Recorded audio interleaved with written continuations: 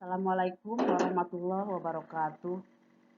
Alhamdulillah pada kesempatan pagi hari ini kita bisa bertemu lagi dalam pembelajaran PPKN.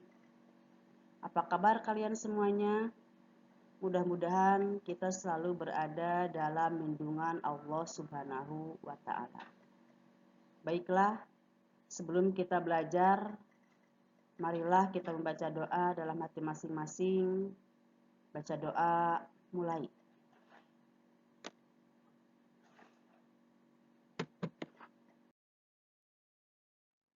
Pada kesempatan pagi hari ini, kita masih membahas bab 5, yaitu tentang kerjasama dalam berbagai bidang kehidupan. Submateri yang akan kita bahas, yaitu arti penting kerjasama dalam berbagai bidang kehidupan. Adapun tujuan pembelajarannya, setelah melakukan pembelajaran daring, diharapkan kalian memahami pentingnya kerjasama dalam kehidupan bermasyarakat, berbangsa, dan bernegara. Kerjasama dalam berbagai bidang kehidupan yang dimiliki bangsa Indonesia merupakan kekuatan untuk mencapai tujuan nasional. Seperti kemarin telah dijelaskan bahwa untuk mencapai tujuan nasional diperlukan adanya kerjasama seluruh masyarakat Indonesia. Hal tersebut sesuai dengan semboyan negara kita, yaitu Bhinneka Tunggal Ika. Berbeda-beda tetapi tetap satu. Walaupun beda agamanya, beda bahasanya, beda sukunya, tetapi tetap kita harus selalu bekerja sama. Masyarakat Indonesia harus membiasakan diri melakukan kerjasama tanpa melihat atau tanpa membeda-bedakan suku bangsanya apa, adat istiadatnya apa, agamanya apa, dan bahasanya apa. Jadi walaupun semua berbeda, tetapi tetap kita harus melakukan kerjasama. Meskipun berbeda-beda, setiap warga negara harus tetap bekerja sama, bersatu padu dalam perjuangan mengisi kemerdekaan bangsa dan mewujudkan cita-cita nasional, yakni negara yang merdeka, bersatu, berdaulat, adil, dan makmur. Arti penting kerjasama dalam berbagai bidang kehidupan bermasyarakat, berbangsa, dan bernegara akan memperkokoh persatuan dan kesatuan. Jadi dengan kerjasama, maka itu semua akan memperkokoh persatuan dan kesatuan. Adanya keberagaman akan mendorong setiap warga negara mengembangkan persatuan dan kesatuan bangsa. Setiap warga negara dalam bekerja sama harus menjauhkan diri dari sikap eksklusivisme. Apa sih sikap eksklusivisme itu? Yaitu paham yang mempunyai kecenderungan untuk memisahkan diri dari masyarakat. Jadi eksklusivisme ini, orang yang menganut paham eksklusivisme ini menganggap bahwa dirinya lebih dari orang lain, lebih baik, lebih pintar, pokoknya segala lebih. Makanya dari itu mereka memisahkan diri atau menjauhkan diri dari orang lain. Nah, sikap eksklusivisme ini bisa memecah belah persatuan dan kesatuan bangsa. Karena biasanya orang-orang yang menganut paham eksklusivisme itu membuat kelompok sendiri tanpa mau melakukan kerjasama dengan warga negara lainnya dalam berbagai bidang kehidupan. Jadi mereka tidak mau melakukan kerjasama di setiap bidang. Apabila bersatu padu, kita tidak hanya teguh dalam arti lebih kuat dalam menghadapi permasalahan. Tetapi kita juga mampu menyelesaikan persoalan yang tidak dapat kita selesaikan sendiri.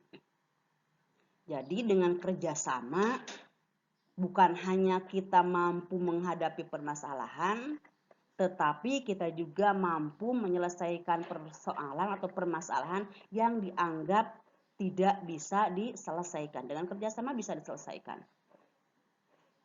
Kehidupan sosial yang tertib dan tentram hanya dapat dicapai melalui kerjasama dalam mewujudkan persatuan dan kesatuan.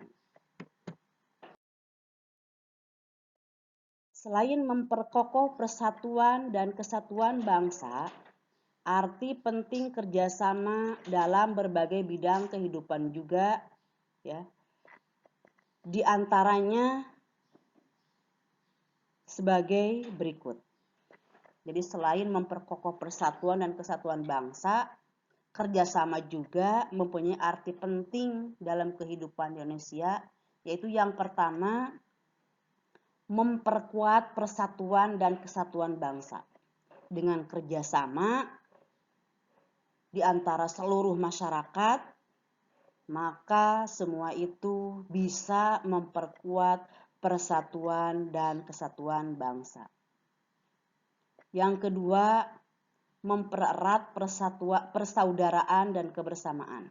Jadi dengan kerjasama bisa mempererat persaudaraan dan kebersamaan di antara kita. Yang selanjutnya, mendorong timbulnya semangat gotong royong dan kekeluargaan. Dengan kerjasama pula akan timbul semangat gotong royong dan kekeluargaan. Yang selanjutnya, menjadikan pekerjaan yang berat menjadi ringan dan cepat diselesaikan. Jadi dengan kerjasama, yang tadinya pekerjaan itu dirasa berat oleh kita, maka akan terasa menjadi lebih ringan dan cepat selesai. Jadi pekerjaan itu kalau dikerjakan oleh sendiri terasa berat dan selesainya lama. Tetapi kalau kita kerjakan bareng-bareng, kalau kita kerjakan dengan cara bekerja sama, maka pekerjaan itu akan terasa ringan dan cepat selesai. Yang selanjutnya, meningkatkan efektivitas dan efisiensi dalam bekerja. Jadi itulah arti penting kerja sama selain memperkokoh persatuan dan kesatuan bangsa. Nah, sekarang silakan kerjakan tugasnya. Tugasnya yaitu silakan kalian lakukan wawancara dengan tokoh masyarakat ya, di lingkungan tempat tinggal kalian. Bisa misalnya RT, ketua RT, mau ketua RW, mau ketua DKM, siapapun itu silahkan lakukan wawancara tentang apa? Yaitu tentang pelaksanaan gotong royong yang masih berlaku dalam masyarakat. Nah, yang pertama yang harus kalian lakukan kan untuk wawancara itu harus membuat pertanyaan. Nah, usahakan pertanyaannya mengandung unsur 5W dan 1H. Apa sih 5W 1H itu? 5W itu yang pertama adalah what. What itu artinya apa? Berarti kalian menggunakan pertanyaan dengan kata tanya apa. Yang kedua, who. Siapa? Silakan gunakan kata tanya siapa. Yang ketiga, where. Di mana? Jadi silakan kalian buat untuk pedoman wawancara dengan kata tanya di mana. Kemudian when, kapan? Why, mengapa? How, bagaimana? Nah, supaya kalian terarah dalam melakukan wawancara. Jadi usahakan menggunakan kalimat tanya yang ada di sini ya. Contoh pertanyaannya, Ibu kasih contoh pertanyaan wawancaranya ya. Contohnya misalnya coba kalian lihat di situ. Bagaimana Bapak bisa membangun semangat gotong royong antar masyarakat? Yang kedua misalnya, mengapa kita perlu melakukan gotong royong? Yang ketiga, apakah masyarakat yang melakukan gotong royong ini melakukannya dengan rasa kesadaran yang tinggi? Ya, itu hanya contoh. Jadi silakan kalian buat pertanyaannya. Tadi dikatakan sesuai dengan kata tanya yang 6 tadi. Silakan buat pertanyaan 10 pertanyaan saja. Silakan tanyakan ke tokoh masyarakat tersebut. Pertanyaan tersebut pasti pertanyaan tentang gotong royong yang dilaksanakan di daerah kalian. Mungkin itu saja yang bisa Ibu sampaikan pada kesempatan pagi hari ini. Mohon maaf apabila ada kekurangan. Wassalamualaikum warahmatullahi wabarakatuh.